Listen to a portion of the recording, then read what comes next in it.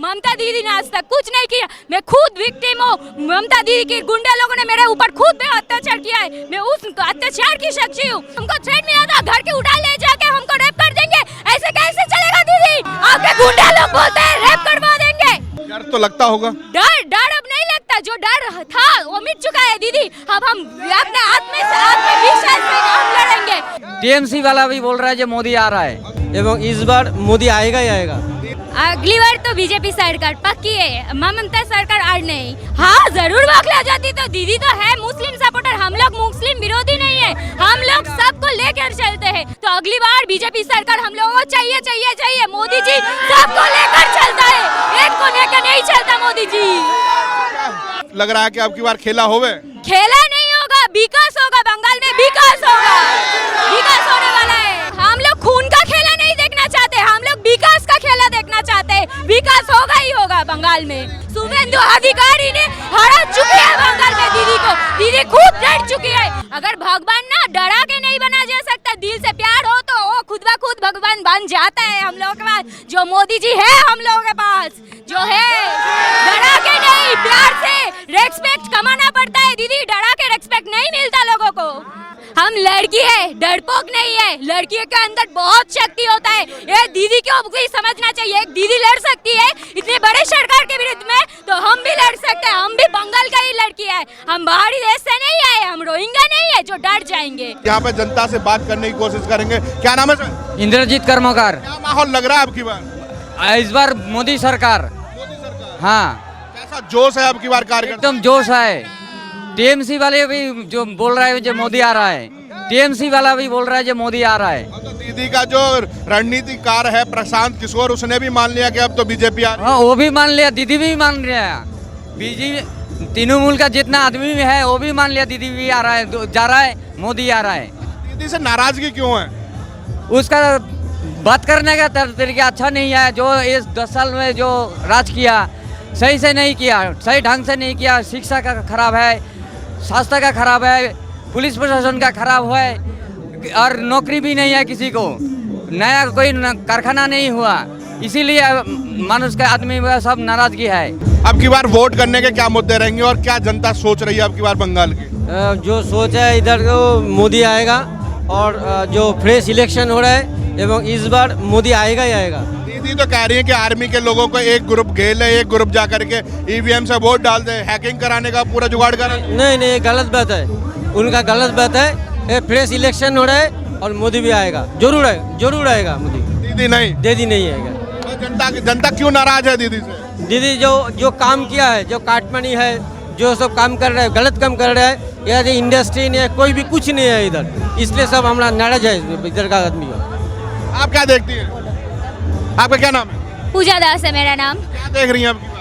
अगली बार तो बीजेपी सरकार पक्की है, ममता सरकार आज नहीं। ये जो अत्याचार है ममता दी होकर भी ममता नहीं है। ममता दी के अंदर लड़कियों के साथ जो बुरा बर्ताव होता है, धर्षण होता है, हर एक दिन न्यूज में सुनते हैं, हम देखते हैं। ऐसे कैसे चलेगा दीदी? अगली बार तो बीजेपी सरकार ही आएगा। नरेंद्र मोदी जी कहते हैं ओ दीदी, आदरणीय दीदी, इतने रेस्पेक्ट के साथ कहते हैं, और दीदी कहती है कि मोदी जी आके गाली देते हैं बंगाल में। ये तो शिक्षा है ना मोदी जी का, और यही शिक्षा है ममता दी का। वो है प्रधानमंत्री, वो हर एक को रेस्पेक्ट देना जानता है, दीदी को नहीं आता हर एक को रेस्पेक्ट देना। हम लोग सकते हैं। जय श्री राम।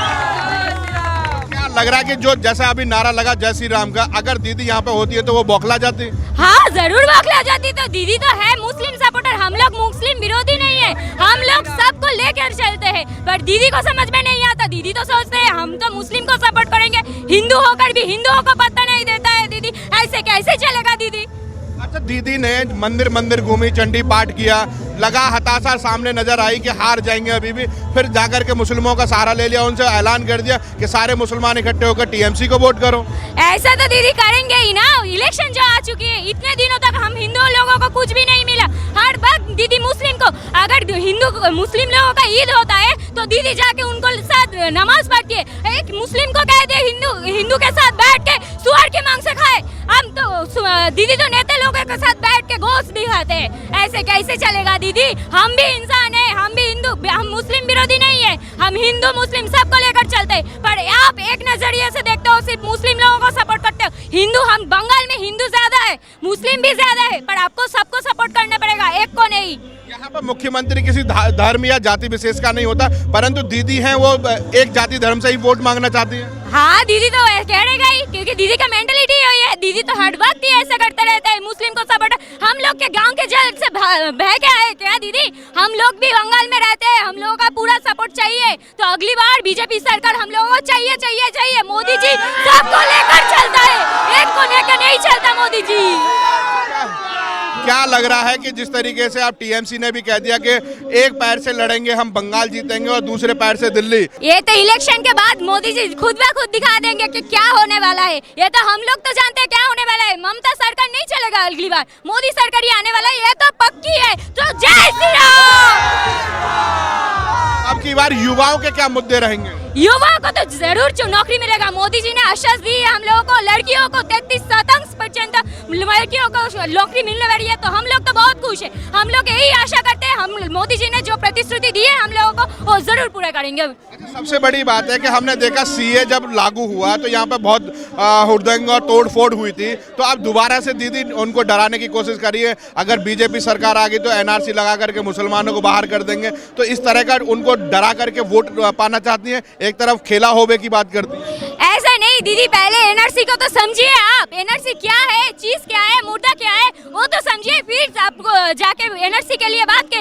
एक लोकसभा में आपने ही एनआरसी के विरुद्ध में आपने एक बात की थी। ऐसे कैसे चलेगा दीदी? बंगाल में जब आपकी बारी आई तो आप एनआरसी के लिए गला फोड़ रहे हैं, ऐसे तो नहीं चलेगा। पहले समझिए मुद्दा क्या है दीदी, एनआरसी क्या है। तो क्या लग रहा है कि अब की बार खेला होवे? खेला नहीं होगा, विकास होगा, बंगाल में विकास होगा, विकास होने वाला है। लग रहा है क्या?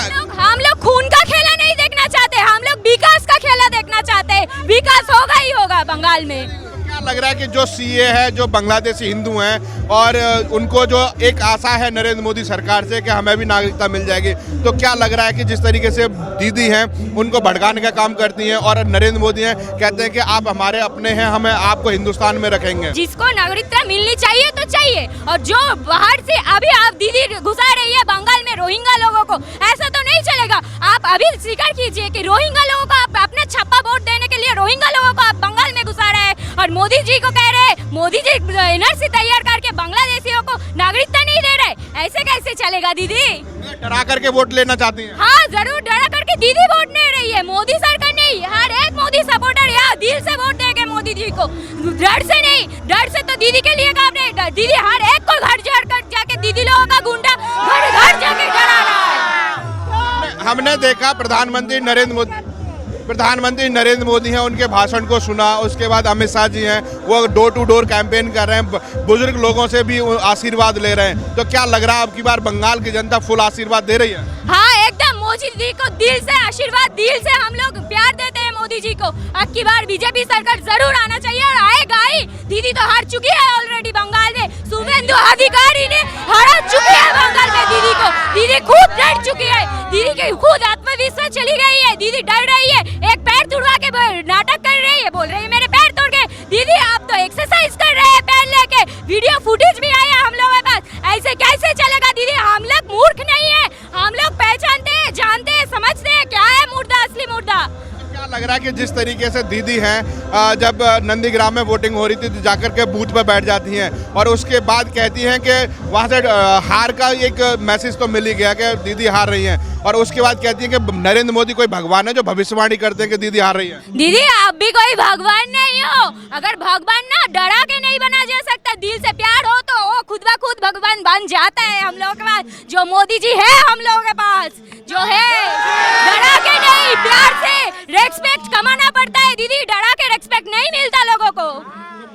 मोदी जी में क्या देख रहे हैं यहाँ के लोग? हम लोग मोदी जी को बहुत सपोर्ट करते हैं। मोदी जी का शिक्षा, उनके बोलने की धड़न, और मोदी जी जो हर एक नागरिक के लिए कर रहा है वो हम लोग खुद ब खुद देख रहे हैं। हम लोग कुछ एक्स्ट्रा बना के नहीं बोल रहे, हम जानते हैं, हम लोग को मिला है। जो अम्फान के टाइम पे जो हुआ, दीदी ने तो काटमानी खा लिया, ट्रिफल भी नहीं दिया। मोदी सरकार एक के अकाउंट में, जिसका 0 अकाउंट का बैलेंस था, एक अकाउंट पे हम लोगों को 500 रुपए करके हर महीना मिला है, तो जो हम लोगों को मिलेगा, जो हम लोगों के लिए करेगा, उन लोगों को ही हम सपोर्ट करेंगे जो हम लोग मोदी सरकार को कर रहे हैं। ममता दीदी ने आज तक कुछ नहीं किया। मैं खुद विक्टिम हूँ।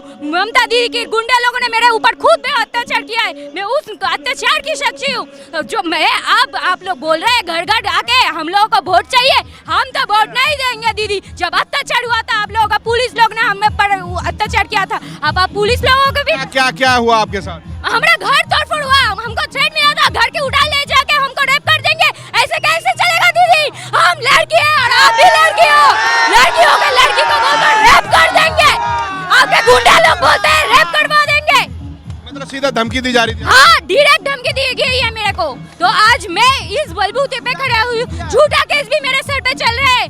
ऐसे नहीं चलेगा। हमको मोदी सरकार चाहिए, हम दिल से सपोर्ट करते हैं। और वो जो लड़की लोगों के लिए जो आयोजन किया है, तो वो तो हम लोग तो सड़कों पे है हम लोगों का मोदी जी। जिस तरीके से एक महिला को या एक लड़की को जिस तरह की धमकियां देती हैं, क्या मुख्यमंत्री को वो चीजें दिखाई नहीं देती? 80 साल की बुढ़िया के ऊपर देती तो मुख्यमंत्री जी कुछ करती ना।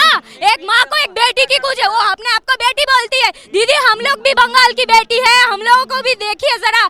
आप खुद एक बंगाल की बेटी नहीं हो, हम लोग भी है। इधर बहुत सारी लड़कियां है, बेटियां है बंगाल में, आप खुद एक नहीं हो।